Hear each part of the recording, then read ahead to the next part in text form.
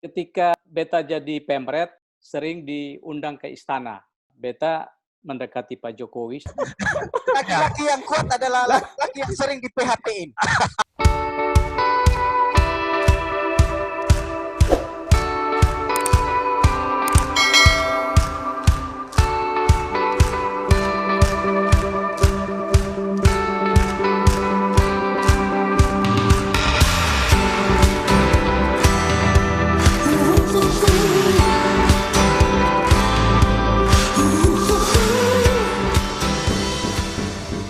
Oke, selamat malam buat teman-teman semua. Kembali lagi di podcast Bercerita Sebelum Tidur.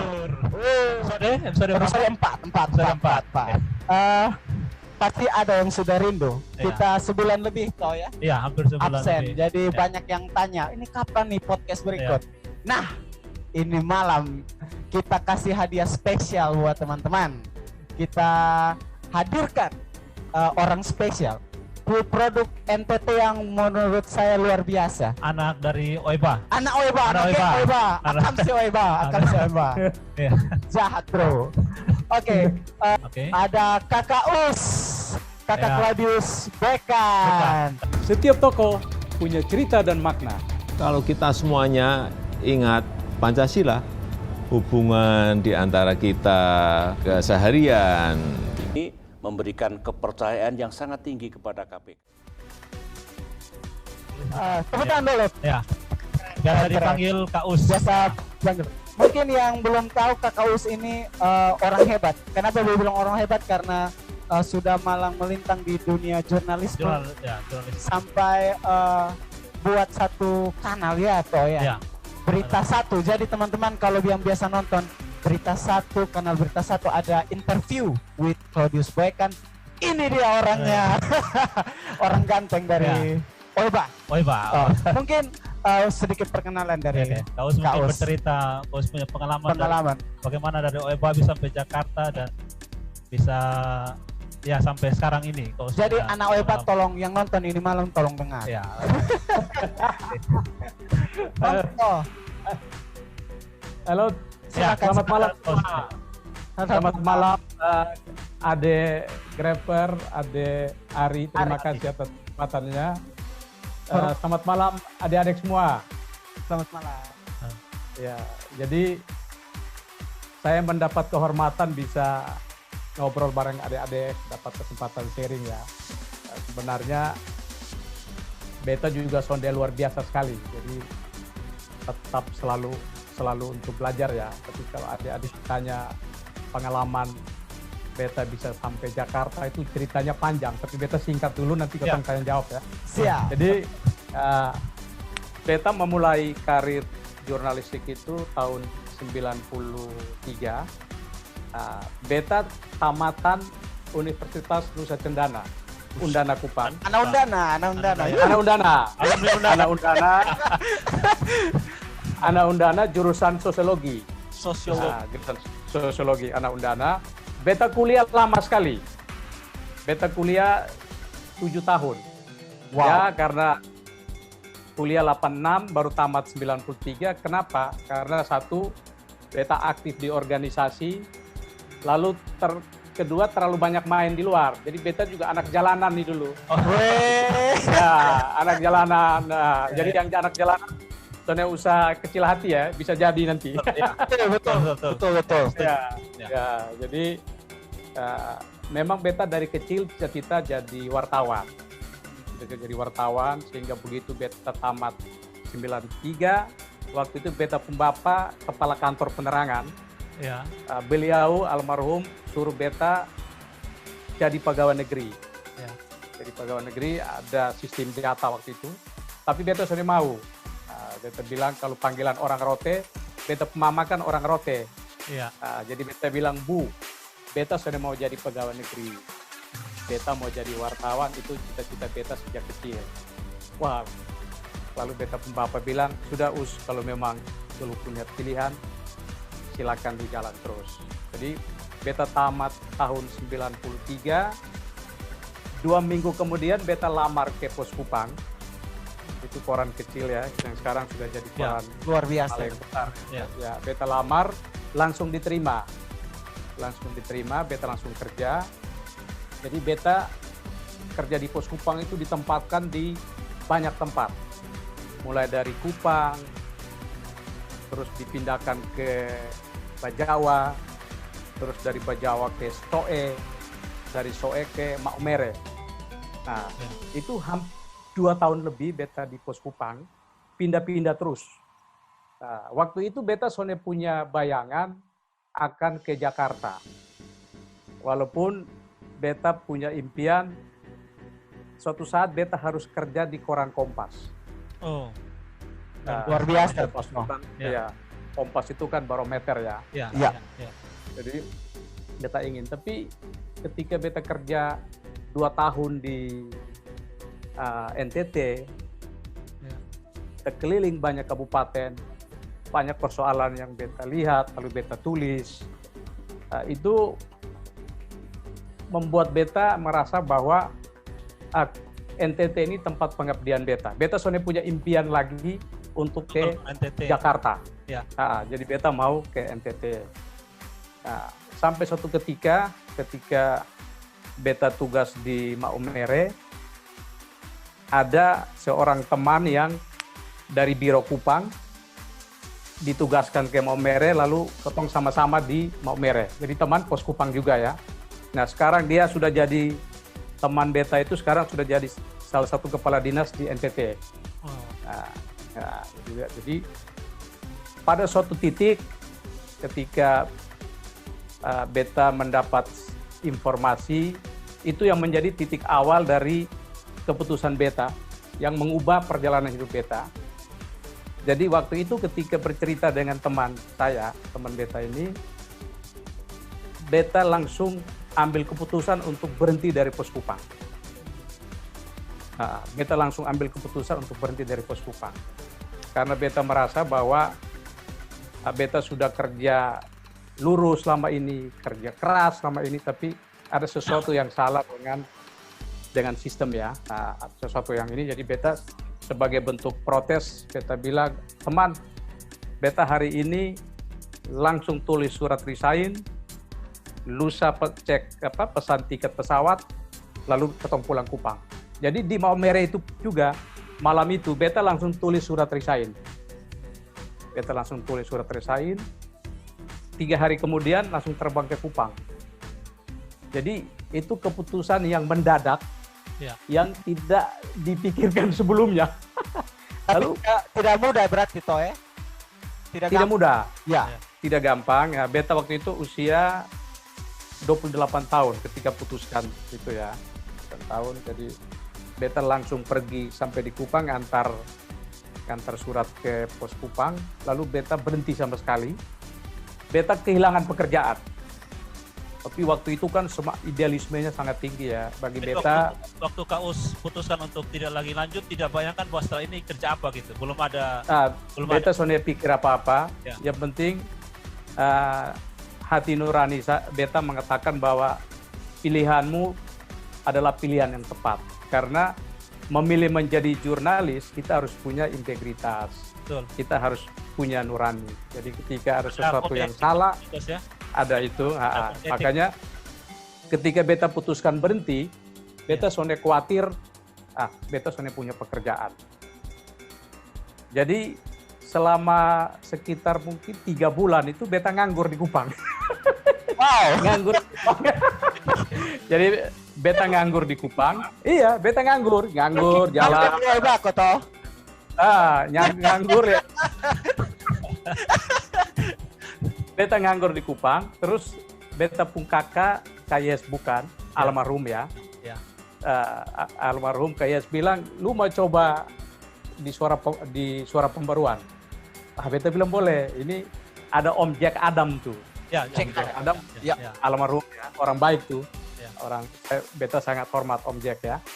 Ada Om Jack Adam nih, coba beta antar lu bikin lamaran, potong dibawa ke Om Jack Adam. Kebetulan beta dengar, menurut beta pengkaka ya, kayak suara pembaruan ada butuh koresponden di Flores. jadi beta bikin lamaran dengan Kayes antar ke Om Jack Adam. Itu ngobrol-ngobrol, Om Jack juga soalnya janji. Om Jack bilang, Adeus, ini Adeus kasih masuk saya. Nanti kalau potong lihat kalau ada formasi, beta kontak Adeus. Sudah. Jadi ya tunggu 1 bulan, saudara kabar toh. Iya. Beta pikir, ini seperti itu. Tapi tetap beta sudah mau jadi pegawai negeri. Pada posisi beta nganggur, beta bapak masih bilang, sudah lu pegawai negeri, beta sudah mau. Beta bilang beta harus tetap jadi wartawan. Idealisme jurnalis. Ya masih, ya itu. Terus pada suatu hari tiba-tiba waktu beta pulang ke rumah, beta bapak kasih tahu, tadi dicari di Jalan Nangka ada kawanmu namanya Victus Murin. Nah, Victus Murin itu redaktur di Pos Kupang, redaktur politik. Cari, ada kabar penting. Nah, coba kontak dia. Terus beta telepon Victus Murin. Waktu itu belum ada handphone. Tetap pakai telepon ini kan, telepon ini zaman dulu. Telepon. Ya, koin koto. Terus dia bilang, teman, lu dicari Om Valens Doi. Teman-teman mungkin, adik-adik mungkin sudah dengar nama Om Valens. Beliau adalah salah satu legenda jurnalistik Indonesia dari NTT. Dia mantan Redtel Kompas, redaktur pelaksana Kompas. Waktu itu beliau sangat dipercaya oleh Pak Yaakob Utama dan beliau mendirikan pers daerah Kompas di seluruh Indonesia. Jadi mungkin adik-adik sekarang dengar nama Tribun ya. Tribun. Tribun itu cikal bakal dari pers daerah yang dibentuk oleh Om Valens Doi. Nah, jadi waktu itu pers daerah Kompas itu ada Harian Surya, Banjarmasin Pos, Pos Kupang. Pos Kupang termasuk pers daerahnya Kompas. Bagaimana saya mengenal Om Valens? Karena ketika tahun 93 kami di training di Pos Kupang, Om Valens ini yang mentraining kami. Wow. Jadi Om Valens memilih 5 orang. Om Valens 5 orang, beta termasuk salah satu. Jadi Pak Bu Victus nih bilang, lu diminta Om Valens untuk di Jakarta. Wah, beta bilang yang benar nih. Yang benar teman, benar. Jadi ketong 5 orang diminta Om Valens ke Jakarta. Lu mau ke Sonde? Beta, wah kesempatan baik nih ya. Nah, beta tanya kapan berangkat? Om Valens bilang berangkat lusa. Lusa berangkat. Jadi, wah, beta pikir wah ini ajaib tiba-tiba. Beta sudah pikir ini mau kemana? Ini tiba-tiba kok ada panggilan ke Jakarta. Lalu beta kasih tahu ke papa mama, kasih tahu mereka serahkan ke beta. Kalau mau pergi kami dukung silakan. Yang penting adek mantap dengan pilihan. Udah. Jadi dalam 2 hari kehidupan beta tuh berubah. Wow. 2 hari kemudian beta berangkat ke Jakarta. Waktu itu naik pesawat Simpati ya. Simpati Air. Nah, itu pesawat punyanya Tommy Soeharto ya. Potong terbang sore-sore ya, Tommy Soeharto. Jadi beta tiba-tiba sampai di Jakarta. Ini pesan moral dari sini ya, siap. Bahwa perjalanan ketong itu unpredictable. Sonde bisa diduga. Jadi ketika seseorang mengambil keputusan, jangan khawatir. Bahwa keputusan yang dia ambil itu salah, atau karena bisa aja keputusan itu menjadi titik awal dari orang itu untuk berkembang ke tahap yang lebih besar. Jadi turning point-nya. Jadi Jadi tahun 95 beta ke Jakarta, mulai merintis karir sebagai wartawan Berita Yuda. Wow. Berita Yuda. 2 tahun ini kerja di Jakarta itu pertama kali beta tiba di Jakarta. Sebelumnya Pertama kali. belum pernah ke Jakarta. Sebelumnya beta soalnya pernah di Jakarta. Beta hanya pernah pergi ke UGM. Oh, Jogja. Waktu itu diutus mewakili Undana untuk mengikuti seminar nasional di UGM ya. Siap. Tapi Jakarta beta belum pernah pergi. Jadi tahun 95 beta injakan kaki pertama ke Jakarta menjadi wartawan Berita Yuda. Terus 2 tahun di Berita Yuda, tiba-tiba ada tawaran juga untuk ke SCTV, Liputan 6 SCTV. SCTV. SCTV, televisi. Terus beta join ke sana. Di situ beta bertemu, mungkin adik-adik kenal yang namanya Bang Don Bosco Selamun. Iya, Bang Don Bosco. Iya, iya. Nah, itu salah satu tokoh media yang kawakan saat ini dari Kawakan, NTT. Iya. Nah, jadi beta ketemu, kenal dengan beliau di situ di Liputan 6. Nah, Masih dengan ini Jeremy Teti kok, toh? jadi waktu di Liputan 6 ketemu Om Jeremy Teti. Itu memang Sama. idola. Ketemu Om Jeremy Teti. Ya. Siap. Jadi beta masuk ke Liputan 6 tahun awal 97. 97. 97. Situ anak NTT itu ya Bang Don Bosco. Nah, beliau sudah bos, dia semacam redaktur pelaksana. Iya. Itu orang nomor 2 lah di situ ya. Iya. Terus presenternya Jeremy Teti. Jeremy Teti. Iya. Nah, Keren, Jeremy toh. Teti. Itu lagi top-topnya dia saat itu. Ya. Gitu. Nah, di situ beta 7 tahun lebih, hampir 8 tahun kerja. Hampir 8 Itu tahun. mulai dari reporter terus sampai terakhir posisi beta senior manager. Senior Di manager. situ ya terakhir ya. Terus 2004 itu Kotong diminta oleh Bang Surya Paloh. Wow, Tahu. orang hebat. Bang Surya Paloh untuk bergabung ke Metro TV. Metro TV waktu itu usianya 4 tahun.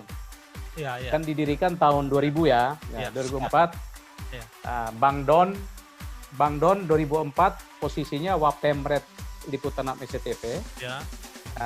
Jadi Bang Don yang diminta oleh Bang Surya untuk jadi Pemret Metro TV. Nah, Bang Don Bosco mengajak beta. Jadi ada 2 orang ya, beta yang Bang Don ajak, beta dan namanya Pak Makrun Sanjaya. Nah, akhirnya kami bertiga bergabung ke Metro TV itu tahun 2004. 2004. Jadi Bang Don jadi Wapemret, saya sama Pak Makrun semacam jadi redaktur pelaksana lah ya, senior manager. Nah, itu ya perjalanan seterusnya sampai 2011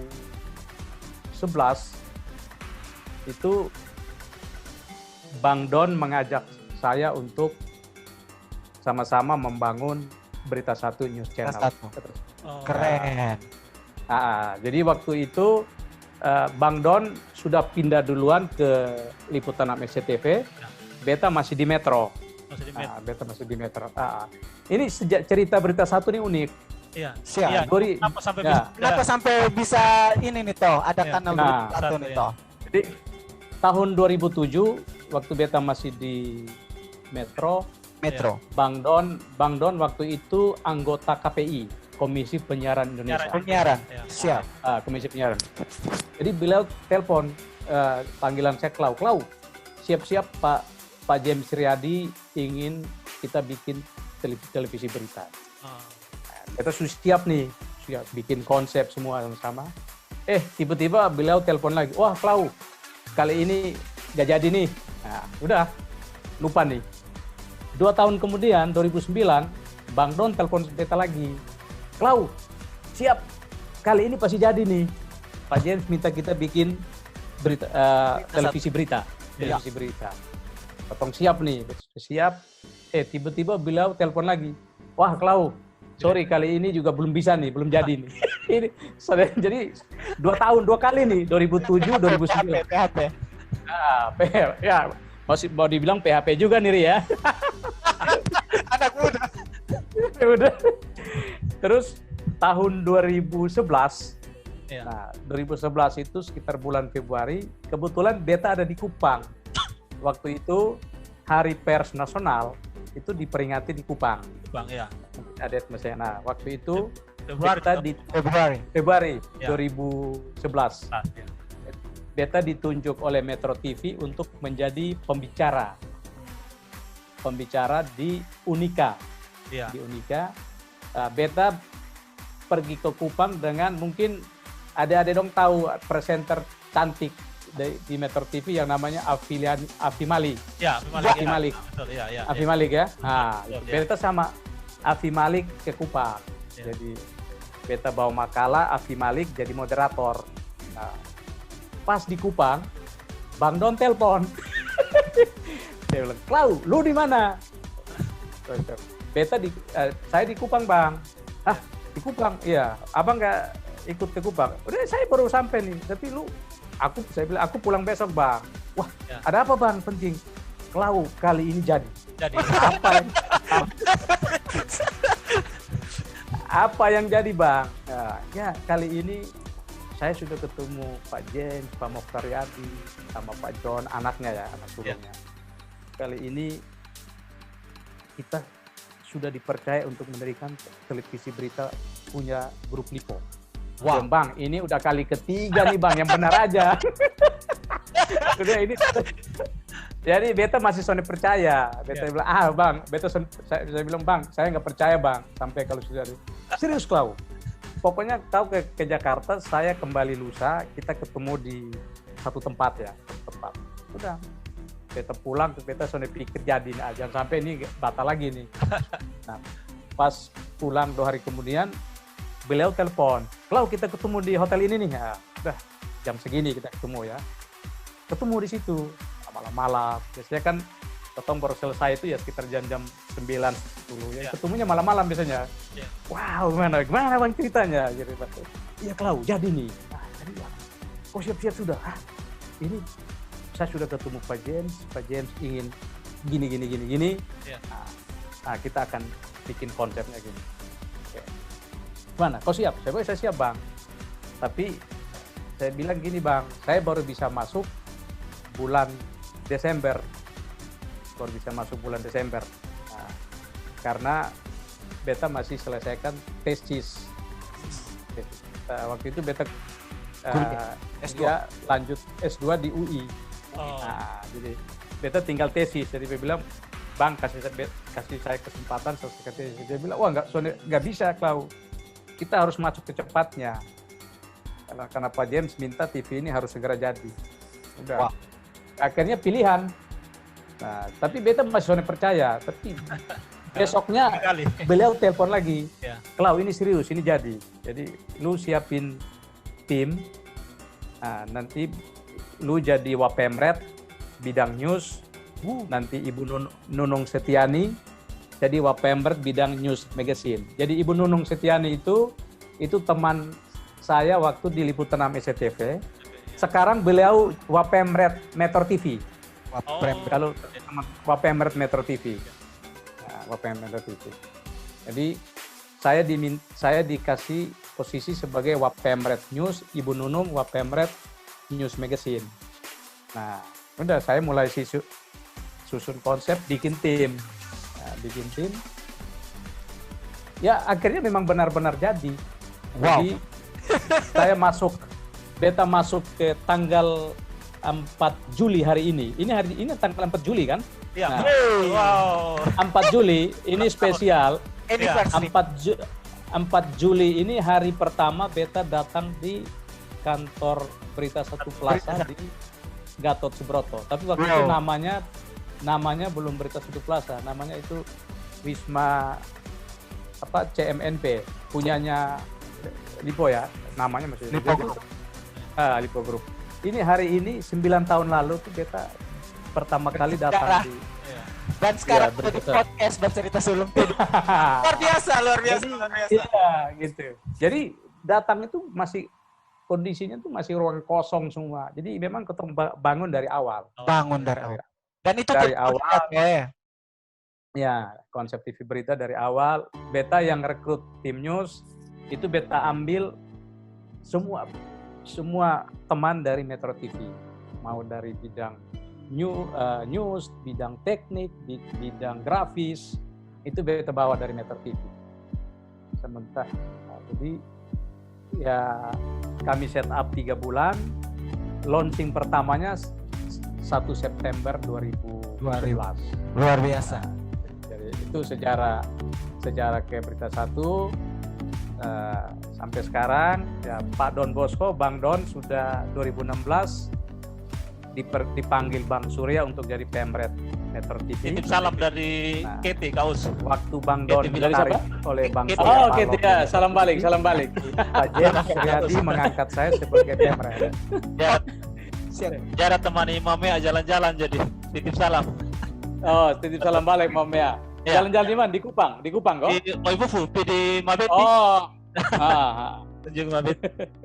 Oke teman-teman, tadi kita sudah dengar perjalanan hidup yang luar biasa dari senior Kakak Us. Jadi buat teman-teman yang tadi dengar, kalau buat satu keputusan jangan Ragu-ragu. Memang Harus punya idealisme. idealisme. Ya. Jadi kalau tentukan A, ya A. Namanya jalan. juga laki-laki.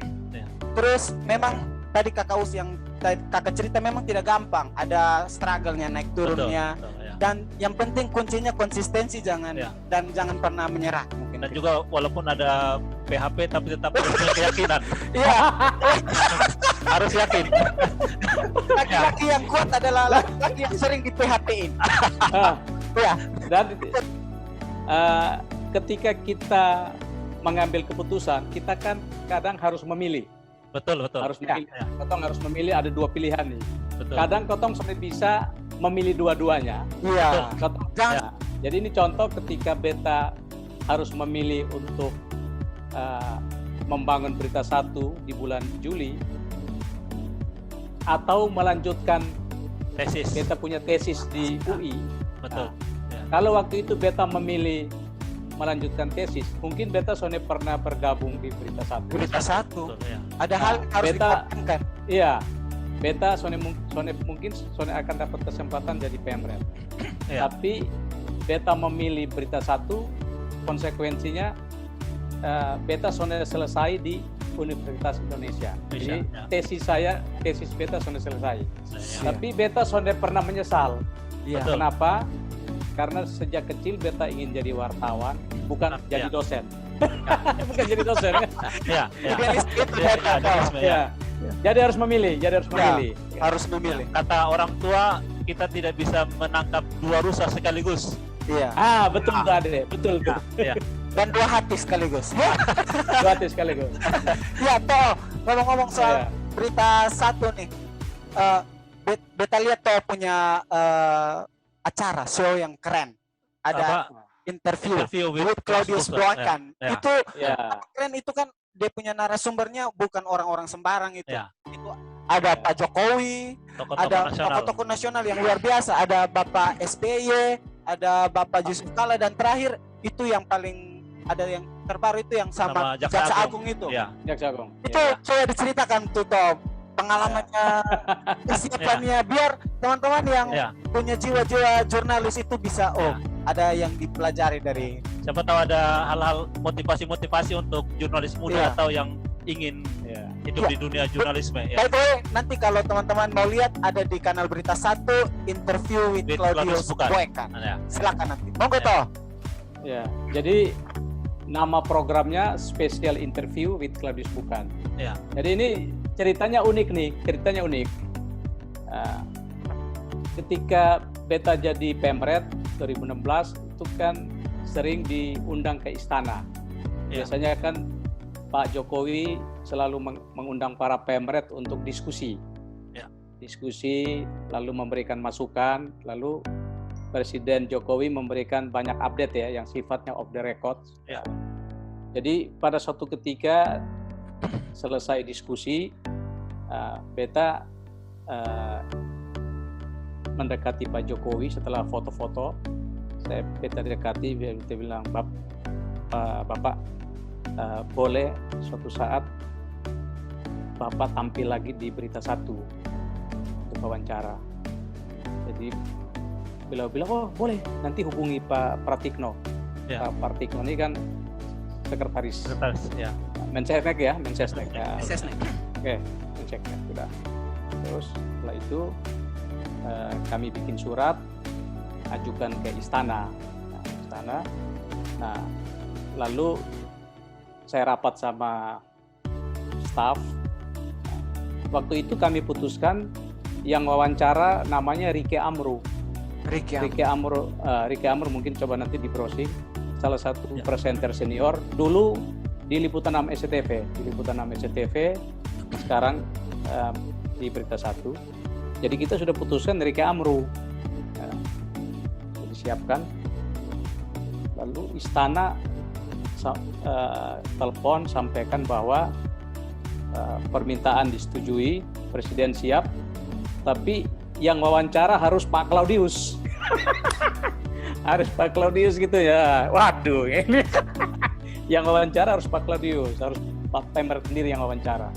Presiden nggak mau ya orang lain, harus saya yang wawancara. Waduh, ini dadakan, padahal sebelumnya sejak tahun 2011 sampai 2016 waktu Pemretnya masih Bang Don Bosco, Bang Don ini selalu minta beta untuk selalu tampil, punya program sendiri atau sering tampil sebagai narasumber. Tapi beta soalnya pernah mau, beta tipe orang yang di belakang layar. Jadi Bang Don punya program waktu itu namanya DBS to the Point. Tapi begitu beliau keluar kan soalnya ada lagi. Nah, wah bagaimana, karena nih Presiden minta beta yang harus. Jadi kalau soalnya jadi, ya mereka katanya harus beta. Nah, istana maunya begitu. Sudah, akhirnya ya karena ya terpaksa. Ini fait accompli nih. Fait accompli sudah siap hanya dalam 2 hari. 2 hari siap. 2 hari. Naik lagi ya, dulu 2 hari menuju Jakarta, sekarang ya, 2 hari naik lagi. 2 hari ya siap. Jadi kita rehearsal, TV rehearsal ya, latihan itu rehearsal. Jadi teman-teman produser yang kasih nama program, ini dibikin kilat ya, special interview, kerja kilat semua, bikin bumper, semua teknis televisi ya, kawan-kawan semua bikin siap, terus pergilah ke istana. Pergi ke istana ya, wawancara pertama, narasumber pertama, special interview with Claudius Bukan itu narasumber pertama Pak Jokowi, kehormatan besar waktu itu. Kehormatan besar. Nah, waktu itu sebelum wawancara itu beliau panggil dulu, diskusi dulu. Nah, diskusi dulu. Tapi ini bukan rahasia dapur nih. Jadi diskusi dulu ya, biasalah. Diskusi poin-poin apa gini. Ya. Beliau orangnya terbuka. Tapi sebelumnya beliau sudah kenal beta sejak beliau masih gubernur. Oh, gubernur. Gubernur, dari wali kota gubernur kan sering ketemu acara. Jadi sudah sebelumnya sudah kenal. Dia bilang, Bung Klau, ini kita mau ya udah poin-poin apa. Nah, pertama agak gugup juga nih karena program pertama. Ya jujur aja agak gugup juga kan, grogi juga. Dan itu ditonton oleh waktu taping di Pendopo, ditonton oleh puluhan orang. Orang istana puluhan terbuka kayak gitu. Aduh, agak gemetar juga nih. Pertama langsung wawancara presiden kan. Dengan persiapan yang terbatas. Ya udah jadilah. Jadi luar biasa. Jadilah wawancara itu ya, hasilnya ya menurut beta tidak terlalu bagus ya. Ya evaluasi ya tidak terlalu bagus sih, tapi ya. Nah, setelah itu karena sudah ada nama program, teman-teman produser bilang, Bang Klau, sudah ada ini, Bang Klau harus punya program terus nih.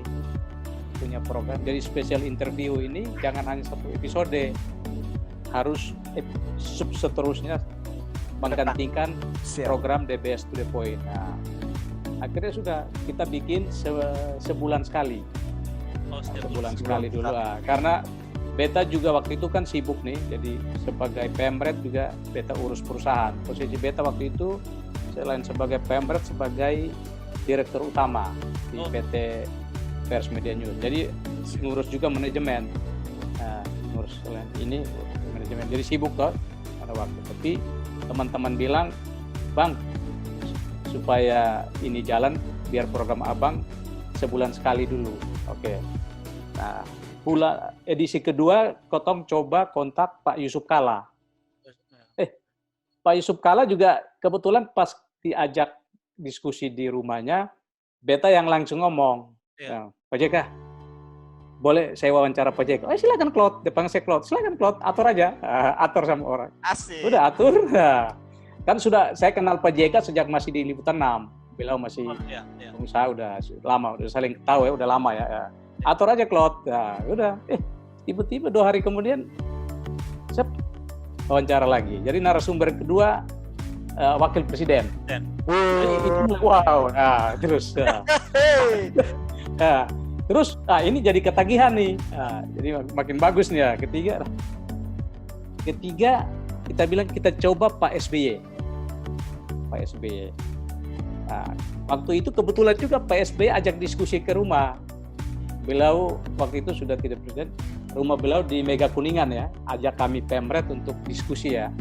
Diskusi, setelah selesai diskusi, saya dekati beliau, Pak SBY mohon berkenan waktunya untuk tampil di program saya. Oh ya Bung, saya sudah lihat, kebetulan saya nonton waktu dengan Pak Jokowi saya nonton. Silakan atur waktunya. Jadi Pak SBY juga jadi, mudah sekali. Jadi dengan Pak SBY. Jadi waktu itu wawancara di rumahnya, disaksikan Ibu Ani almarhumah ya. Iya. Nah, ada Ibu Ani. Jadi kami masih ngobrol, cerita asik sama Ibu Ani sama Pak SBY ya. Ibu Ani. Dia bilang, "Bung dari mana, Bung Klau?" "Saya dari NTT." Oh, cerita ya, biasalah. "Oh, NTT ya. Oh, orang NTT kok banyak jadi wartawan ya?" "Oh iya, jadi banyak wartawan." Jadi ya. Udah. Nah, setelah selesai Pak SBY, episode berikutnya kita coba Pak Habibie. Pak Habibie mau. Jadi Luar biasa. Empat episode pertama itu orang-orang top di Republik ini, Pak Jokowi, Pak JK, Pak SBY, Pak Habibie. Ya. Nah, karena gitu akhirnya kawan-kawan bilang, "Oh Bang, selanjutnya jangan sebulan sekali, seminggu sekali." Waduh, jadi seminggu sekali akhirnya. Jadi seminggu sekali semua tokoh politisi, pengusaha, hampir semua sudah masuk ke program Special Interest Hero ya. Yang belum hanya Ibu Mega yang belum nih. Iya. Oh, iya. Ibu Mega. Ya Pak, Ibu Mega. Yang lain Kalau dari semua toh yang paling berkesan nih toh dari semua episode. Kalau diminta untuk pilih. Wow, ini kalau yang paling kontroversi, yang paling kalau Beta kontroversi dan kadang Beta ngakak lagi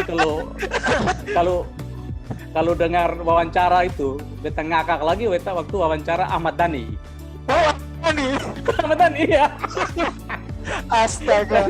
Aduh, itu memang kalau Beta ingat itu ngakak kalau wawancara Ahmad Dhani. Jadi dengan gayanya Ahmad Dhani, santai dan terus gayanya Ahmad Dhani, terus argumen-argumennya yang kadang-kadang kita lihat ini kontradiktif antara pernyataan A dan B tentunya. Lalu Beta baca komen pemirsa terhadap Ahmad Dhani, itu ada yang maki, ada ini Beta ikut ketawa. Kalau tidak salah Ahmad Dhani. Itu Kaus wawancaranya di rumah dia kalau tidak salah ya. Di rumah dia yang rumah Mataram tuh. Iya. Di rumah Mataram situ. Itu yang paling yang anggap kontroversial ya. Ya, kenapa Ketong pilih dia? Karena dia artis papan atas yang memilih jalur politik ya. politik. Dan kebetulan waktu itu dia ambil posisi berseberangan dengan pemerintah ya. Pemerintah, oposisi. Nah, tag-nya tepat seperti itu. Itu yang paling kontroversial. Kalau tentang dunia politik, mungkin Kaus punya pengalaman tersendiri bagaimana Kaus sampai bisa ada, kalau lihat dari tokoh-tokoh nasional jadi arah seperti itu, untuk Kaus berbagi dengan anak-anak muda tentang itu gimana Kaus? Jadi itu terus terang dari banyak interview ya, kalau bicara soal politik, ya politik ini adalah sesuatu yang ya mungkin adik-adik semua sudah tahu itu penuh dengan kepentingan, Ya, penuh dengan intrik.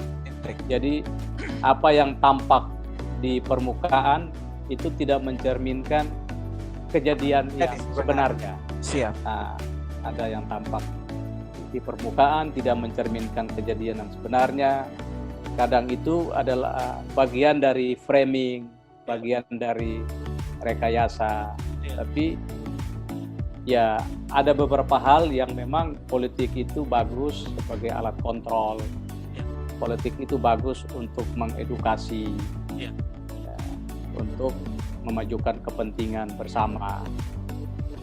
Tinggal bagaimana ya kita melihat relevansinya bagi kehidupan kita. Ya, kita ya harus kritis. Jadi kita tidak boleh gampang percaya dengan sebuah pernyataan politik ya. Ya. Kadang pernyataan politik itu sifatnya hanya untuk menjustifikasi pendapat atau kebijakannya, disampaikan untuk memanipulasi, disampaikan untuk menyebarkan sesuatu yang tidak benar. Nah, ini sehingga memang kita perlu kritis dalam menyikapi sebuah pernyataan politik atau peristiwa politik. Memang tidak mudah, adik-adik, tidak mudah ambil posisi begitu, karena saya sudah puluhan tahun jadi wartawan, mulai dari mewawancara, bertemu, berdiskusi dengan politisi lokal kelas Kupang, sampai politisi papan atas di Jakarta. Itu esensi politiknya sama, saya bilang tadi ya. Nah, tinggal memang spektrumnya yang berbeda. Esensi politiknya sama, bahwa ya orang berpolitik ya kadang ya untuk kepentingan partai. Untuk kepentingan partai ya kadang dia bersuara, ya kadang dia manipulasi. Nah, sehingga memang ada juga benarnya, ada juga baiknya. Politik yang baik itu ya kalau politik pemerintahan ya seperti politik kerjanya Presiden Jokowi. Jadi kalau kita lihat politik yang benar itu ya politik kerja. Politik kerja. Politik kerja, jadi berpolitik lewat kerja, membangun untuk kepentingan banyak orang. Buktinya dibuktikan dengan kerja itu ada hasilnya ya. Itu politik ya. Bukan hasil politik. ngomong. Ya, jadi bukan politik statement tapi politik kerja. Politik kerja. Nah, politik statement tapi politik kerja. Nah, tadi sempat singgung tentang masalah yang di dunia berita itu ada konsep berita hoax itu tadi itu dari sepengalamannya To'o, bagaimana sih To'o kasih tips untuk anak muda, anak millennials yang sekarang ini kan beritanya banyak yang simpang siur dan lain-lain, kebenarannya juga belum tentu betul. Bagaimana cara untuk menangkal fenomena berita-berita hoax itu?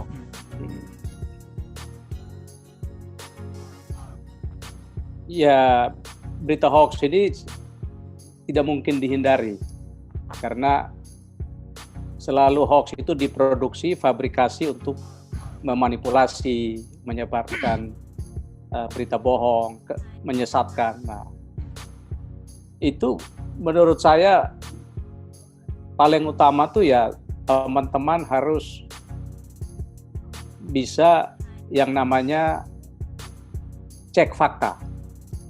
Jadi memang tidak mudah ya, karena sekarang ini kan orang relatif mau serba cepat, serba instan, mudah percaya dengan forward WA. Iya. Jadi ini yang sifatnya orang hanya kadang baca judul langsung percaya, lalu dia forward kemana-mana. Iya. Dia punya waktu untuk memverifikasi. Siap. Nah, cara yang paling jitu tuh ya harus verifikasi. Memang butuh effort. Usaha. verifikasi, misalnya butuh usaha. Misalkan tiba-tiba ada berita hoax, misalkan presiden, misalkan si tokoh A meninggal. Nah, ini siapa yang punya waktu untuk memverifikasi? Kalau orang terima di Kupang, dia langsung sebarkan aja kemana-mana. Itu grup WA tuh susah tuh toh. Grup Ya, WA itu susah. paling susah. Itu susah. Itu susah. Nah, terus ya kalau sifatnya informatif seperti itu tidak masalah. Yang jadi soal kalau berita hoax itu yang sifatnya ya memfitnah orang, mengganggu kepentingan publik. Nah, Fitnah orang. teman-teman lihat dulu kasus Ratna Sarumpait kan? Iya, itu gempar itu toh. Itu kan gempar. Nah, itu kan gempar. Nah, itu kan dia sendiri yang mengaku. Nah, kami media kan melihat itu, wah, kan dia mengaku. Nah, mestinya ya waktu itu kami memverifikasi ke sumber-sumber lain, tapi waktu media kan butuh kecepatan. Karena dia jumpa pers langsung Meledak. ini memang ada hal-hal tertentu yang memang hoax itu tidak bisa dihindari kalau sifatnya dia live ya. Sifatnya dia live ya. Tapi kalau hoax dalam bentuk forward WA atau ini kan itu bisa adik-adik bisa verifikasi ya.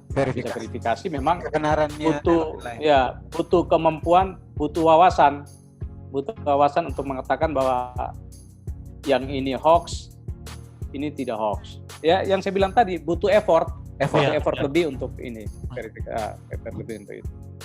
Berarti dalam kaitan ini anak muda perlu sering membaca, Kak Us ya?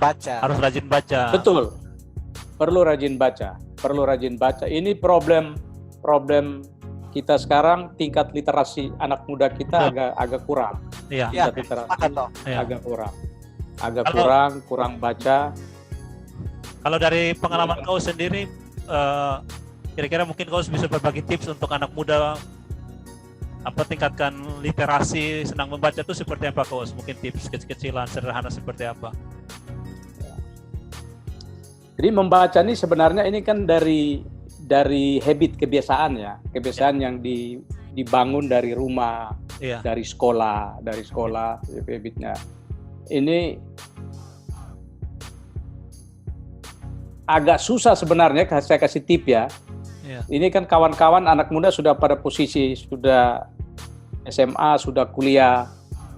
Ini kembali kepada kebiasaan aja, agak susah. Kalau saya kasih tip membaca, tapi kalau dari diri sendiri keinginannya untuk membaca itu tidak ada, agak susah. Jadi apalagi sekarang kan terpaan budaya menonton ini kan tinggi sekali nih. Tinggi sekali. Jadi ini problem tidak aja anak muda di Kupang, even anak muda di Jakarta pun habit membaca itu menurun drastis. Jadi ya kembali kepada masing-masing pribadi ya. Nah, kalau pengalaman saya ya, kalau dulu kita membaca lewat textbook, sekarang format platform baca tuh kan kita bisa lewat e-book atau bisa baca lewat smartphone kita, media online. Nah, tapi menurut saya sih itu agak susah deh. Itu kembali kepada masing-masing. Kalau saya kasih tip cara saya misalkan dalam satu hari harus baca minimal 20 halaman buku ini. Saya bisa acak-acak, tapi belum tentu itu sesuai dengan orang lain gitu ya. Orang lain, nah itu kan kembali kepada keinginan. Mau nggak saya meningkatkan wawasan saya, meningkatkan ilmu saya. Lalu kadang-kadang orang berpikir, ngapain saya baca, apa manfaatnya? Mending saya nonton sinetron, nonton ini. Nah, tapi saya hanya bisa kasih kunci. Nah, kalau kita membaca banyak, wawasan kita jadi luas. Wawasan kita luas. Kita juga memiliki kemampuan untuk berargumen. Kemampuan analisa kita makin tajam. Karena apa? Struktur berpikir. Nah, karena kita punya pengetahuan luas, kita bisa menyampaikan argumennya dengan basis fakta, basis teori, basis ini. itu melatih kita untuk berpikir kritis dengan membaca. Nah, itu menjadi bekal bagi kita. Nah, terutama untuk pekerjaan jurnalistik, membaca itu sangat penting. Nah, saya nggak tahu kalau untuk pekerjaan, misalkan orang pekerjaan instalasi listrik, mungkin orang itu merasa saya tidak perlu membaca buku politik, apa manfaatnya. Tapi dia cukup membaca tentang instalasi listrik, gak apa-apa. Tentang instalasi listrik supaya meningkatkan skillnya. Jadi membaca, kalau kawan adik-adik merasa membaca bidang ilmu di luar passion dia itu sesuatu yang berat, dia fokus saja membaca, misalkan dia passionnya di berbisnis, agrobisnis ya, pertanian ya. Dia baca aja buku-buku tentang bagaimana bercocok tanam, pupuk seperti apa, bagaimana mengolah tanah. Jadi baca buku-buku yang relevan dengan pilihan profesi dia. Bisa juga kalau dia mau memperluas wawasan tentang pertanian, dia bisa bagaimana memasarkan produk pertanian, bagaimana bisa mendapat akses ke kredit, ya kan? Bagaimana cara memasarkan produknya secara digital. Nah, terus kalau dia mau lebih komprehensif, dia bisa baca tentang politik pertanian Indonesia seperti apa sih? Betul. Nah, bagaimana masa depan ketahanan pangan Indonesia. Nah, kalau dia mau lebih komprehensif lagi, dia lihat peta pangan dunia. Apakah dalam 50 tahun ke depan dunia ini tercukupi pangannya apa enggak? Kalau dia mau lebih luas, tapi itu kan tergantung kebutuhan masing-masing ya. Kalau dia mau lebih sempit ya sempitkan ke soal yang praktis, panduan praktis bagaimana berbisnis pertanian kayak gitu. Itu makanya saya bilang tadi, kembali ke kita. Untuk satu topik pun luasnya persoalan pun tergantung pilihan dia nih. Dia hanya mau sekedar yang pilihan tips praktis, atau dia mau lebih luas ke politik pertanian, atau itu terserah dia. Siap. Jadi pembicaraan yang luar biasa, banyak ilmu yang ketong dapat hari ini.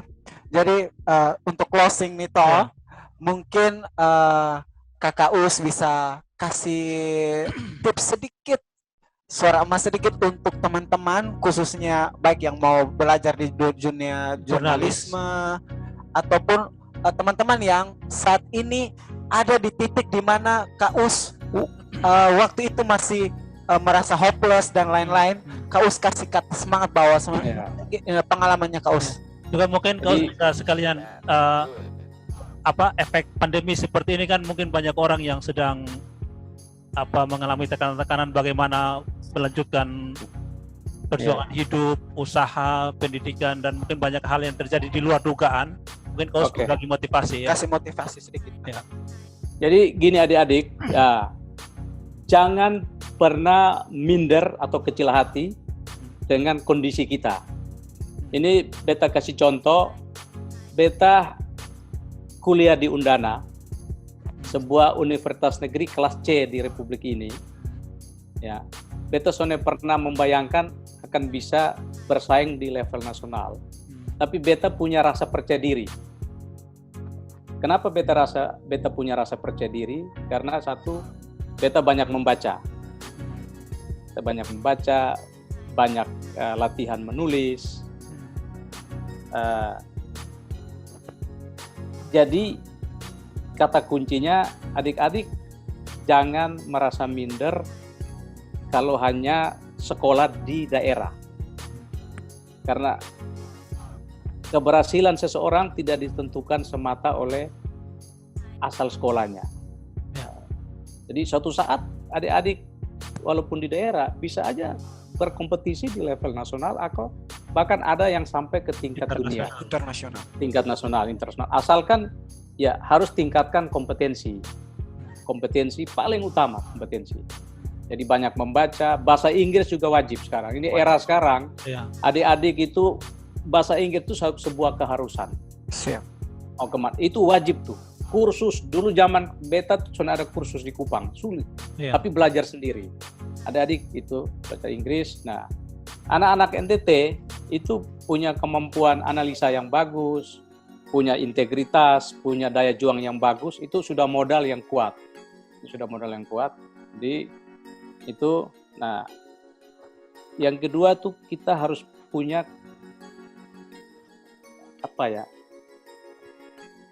effort yang luar biasa yang melebihi orang lain. Kerja keras. Iya. Salah satu ciri orang NTT itu adalah kerja keras. Kerja keras ya. Kalau beta mau sharing bagaimana beta kerja keras dulu itu panjang ceritanya. Kadang beta itu sonde libur, dalam 1 minggu beta kerja 7 hari. Wow. Bahkan kawan-kawan punya hak jam kerja itu beta ambil. Karena apa? Beta ingin meningkatkan kompetensi beta. Iya. Tapi itu nanti itu cerita detailnya akan panjang sekali. Jadi itu kerja keras. Soalnya ada yang instan. Beta sudah alami. Soalnya ada yang instan. Jadi itu benar orang bilang sukses itu harus dengan keringat, air mata. Itu kalau teman-teman baca Khalil Gibran, itu ada satu kutipan yang menarik ya. Fajar hanya bisa dicapai melalui perjalanan malam. Beta ulangi. Fajar hanya bisa dicapai melalui perjalanan malam. Artinya untuk sampai kepada suatu hal yang gemilang itu orang harus berdarah-darah. Nah, harus mengorbankan banyak hal. Jadi jangan lihat ketong seperti beta, Pak Don Bosco, seperti ini. Itu perjalanannya panjang. Jangan lihat ini tapi lihat proses. Nah, tapi tetap harus percaya diri. Betul. Tetap harus percaya diri dan ini terkait corona yang terakhir. Iya. Jangan pernah menyesal dengan apa yang kita alami. Karena itu bisa saja, bukan bisa, percaya itu bagian dari rencana Tuhan. Amin. Nah, itu bagian dari rencana. Saya ketika memutuskan berhenti dari Pos Kupang, saya tidak pernah menyesal. Saya nganggur, tapi waktu itu kalau saya tidak berhenti dari Pos Kupang, saya diangkat jadi redaktur di Pos Kupang, saya mungkin tidak akan seperti ini. Iya. Jadi jangan pernah menyesal. Corona sekarang, ya sekarang nih corona kehidupan di Jakarta, kalau di Kupang mungkin sudah terasa ya. Iya. Kalau di Jakarta tuh banyak yang kehilangan pekerjaan, banyak yang kehilangan penghasilan, banyak yang mengalami pemotongan gaji itu hampir 50%, adik-adik. Tapi tetap kita melihat dari sini orang banyak belajar. Penghasilan berkurang tapi banyak orang yang juga menjadi lebih solider, lebih peduli, lebih mensyukuri pada orang, ya? mensyukuri anugerah Tuhan. Iya. Wah, walaupun beta kehilangan penghasilan 20%, 50%, contoh ya, tapi Tuhan masih kasih kesempatan beta untuk bekerja, misalkan. Kasih bekerja, masih kasih kesempatan untuk sehat, untuk bisa berkumpul bersama keluarga. Nah, jadi hidup tidak selesai, kalaupun suatu ketika kawan-kawan mengalami kekurangan. Beta sering mengalami kekurangan tuh dalam banyak hal itu, terlalu kalau cerita tragedi itu banyak. Tapi jangan pernah menyesali atau jangan marah dengan kondisi kita. Malah ini introspeksi bagi kita untuk justru kalau begini beta harus introspeksi, beta harus adaptasi.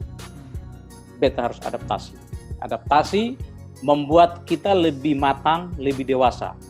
Dan jangan lari dari masalah. Ada masalah jangan lari. Secara jantan kita hadapi masalah, kita cari solusi.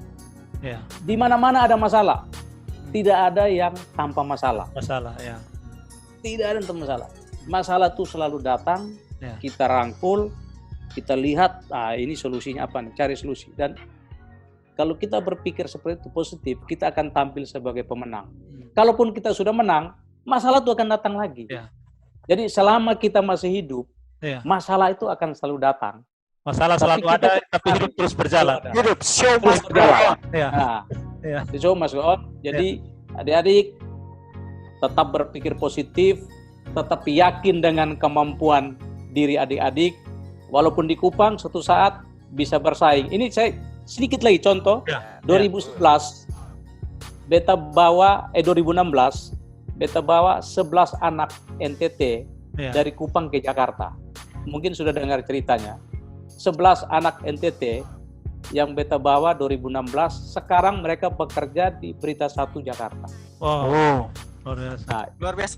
itu mereka sonde pernah membayangkan suatu saat akan kerja di Jakarta. Nah, jadi ini kita cerita bahwa jalan hidup setiap orang itu unpredictable. Betul. Amin. Unpredictable. Yang penting bagi kita semua menyiapkan diri kita. Satu, kita harus punya integritas. Paling penting integritas. Jadi di bidang pekerjaan apapun kita harus punya integritas. Yang kedua, etos kerja. Lalu sikap mental yang orang bilang EQ. Sangat penting kawan-kawan. EQ itu sangat penting. Kadang-kadang kita lihat, maaf ya, kita dari NTT kadang-kadang kan merasa wah kita paling hebat. Nah, jadi kita harus rendah hati. Ya, kita harus rendah hati. Kadang kita merasa nih kita paling pintar, tapi kita masuk ke satu tempat banyak orang yang lebih pintar dari kita. Benar, betul. Nah, jadi jangan merasa kita paling pintar, paling hebat. Beta itu tidak pernah merasa beta paling pintar, paling hebat. Sonde, beta selalu menempatkan diri beta, kau biasa-biasa aja. Karena ketika kita merasa paling pintar, paling hebat, kita tidak mau belajar lagi. Sepakat. Saya sekarang ini tidak merasa hebat, tidak merasa pintar. Oleh karena itu saya baca terus, belajar terus, bertanya terus ke orang. Nah, dan kalaupun kita pintar satu bidang, kepintaran kita terbatas. Betul. Sangat terbatas. Nah, sangat terbatas. Jadi tetap harus rendah hati, kita buka diri untuk terus belajar, dan ukuran kesuksesan itu relatif. Apakah bisa disebut beta sukses setelah menjadi direktur utama atau pemimpin redaksi? Ya relatif. Kadang orang sukses rasa lu sukses ke posisi gitu, apa yang sudah lu lakukan untuk banyak orang? Lu sukses di profesi pekerjaanmu, ada nggak kehadiranmu bagi banyak orang untuk orang lain? Kehadiran di sini kan tidak hanya dalam bentuk materi ya. Betul. Ya, bisa kayak motivasi kayak begini, jadi gitu ya. Atau membantu. Jadi ukuran kesuksesan itu sangat relatif. Kadang-kadang orang sudah sampai posisi gini merasa, oh, saya kayaknya terlalu memikirkan diri sendiri nih. Ada nggak saya berpikir untuk banyak orang? Karena saya mau tanya ke adik berdua, kita hidup ini hanya untuk diri sendiri atau untuk others, orang lain? Untuk orang lain juga, iya. Nah, itu penting. Iya. Itu penting, dari berbagi, tetap dalam setiap berbagi itu tidak harus yang banyak. Dalam segala keterbatasan juga berbagi, motivasi. Jadi itu saya kira pesan singkat dari saya. Semua orang bisa jadi sukses, semua orang bisa jadi hebat di bidangnya masing-masing. Tetapi kehebatan, kesuksesan dia itu harus membawa impact positif untuk sesama. Kalau tidak percuma. Luar biasa. Kakek. Luar biasa. Terima kasih Kakak Us. Sama-sama. Sama-sama. Waktu kesibukannya untuk mampir di podcast sebelum tidur. Jadi teman-teman yang sudah pantengin kita dari awal tadi, khususnya buat Kota Kupang, anak Weba. Jadi ada kakak-kakak ini yang jadi sukses di tanah orang di sana. Jadi suatu saat kalau misalkan beta dapat kesempatan bikin televisi baru lagi, beta akan itu akan ke Kupang, beta akan ambil anak-anak Kupang lagi. Siap. Anak-anak Kupang ada janji dari Kakak Us. Terima kasih. Kalau dapat kesempatan lagi. Siap. Oke deh. Kak Us, terima kasih sudah mampir. Sukses buat berita satunya. Tuhan Yesus memberkati kakak dan keluarga. Semangat sukses dengan wawancara tokoh-tokoh nasional spesial interview. Terima kasih. Jadi terima kasih banyak. Nonton spesial interview with Claudius Bukan di kanal berita 1.com. Kak Us mungkin minta Kak Us punya Instagram biar anak-anak muda bisa pantau dan Ya. belajar. Nanti Nanti- di bawah sini. Nanti nanti Kak kita Us muat. kita taruh di sini. Oke. Terima Ya. kasih Kak Ya. Us. Terima kasih. Mohon maaf kalau ada yang salah, ada yang kurang ya. Ya. Mohon maaf. Tadi keputus tadi sebentar ya. Siap. Ya. Ya. Oke deh. Siap. Biasa Ya. sebelum tutup biasa KG Ya, selalu kita tutup berdoa, dalam Kak Us. berdoa. Ya. Ya. Siap. Bapak di sorga, terima kasih untuk malam hari ini spesial 4 Juli 2020. Kami tidak menyangka kalau 4 Juli ini adalah tanggal yang bersejarah dalam kehidupan Kaus. Kami mengucap syukur Tuhan untuk semua yang telah Tuhan berikan, dan terima kasih untuk waktu yang berharga, berkualitas yang boleh kami dapatkan bersama Kaus di tengah kesibukan yang Tuhan percayakan, baik dalam keluarga, pekerjaan di Berita Satu, maupun dalam perusahaan dan semua hal yang lain Tuhan. Tapi ada waktu beberapa jam kami bisa bercerita bersama dalam pengalaman hidup yang Tuhan sudah izinkan Kaus alami. Karena itu kami terus berdoa, Tuhan berkati dengan hikmat, kekuatan, kesehatan, umur panjang, kasih karunia bagi Kaus untuk mengerjakan dan menuntaskan, memenuhi semua potensi talenta yang Tuhan percayakan dalam diri Kaus, dalam dunia jurnalistik maupun dalam keluarga dan tanggung jawab yang lain. Kami terus berdoa, mohon belas kasihan dan berkat Tuhan bagi Kaus, dan Kaus semakin memuliakan Tuhan dalam hidupnya. Juga kami semua hamba-Mu bersama Ari di sini, Yeri dan teman-teman yang lain. Terima kasih banyak Bapa. Kami bersyukur kepadamu di dalam dan demi nama Tuhan Yesus Kristus. Kiranya podcast Cerita Sebelum Tidur ini dan acara malam ini, topik malam ini boleh menjadi berkat bagi banyak orang. Dalam nama Tuhan Yesus kami mengucap syukur dan berdoa. Amin. Amin. Amin. Oke deh, Kak Us. Terima kasih Kak Us. Terima kasih. Ya. Sukses. Terima kasih. sukses. Ya. Sukses Ari. Ya.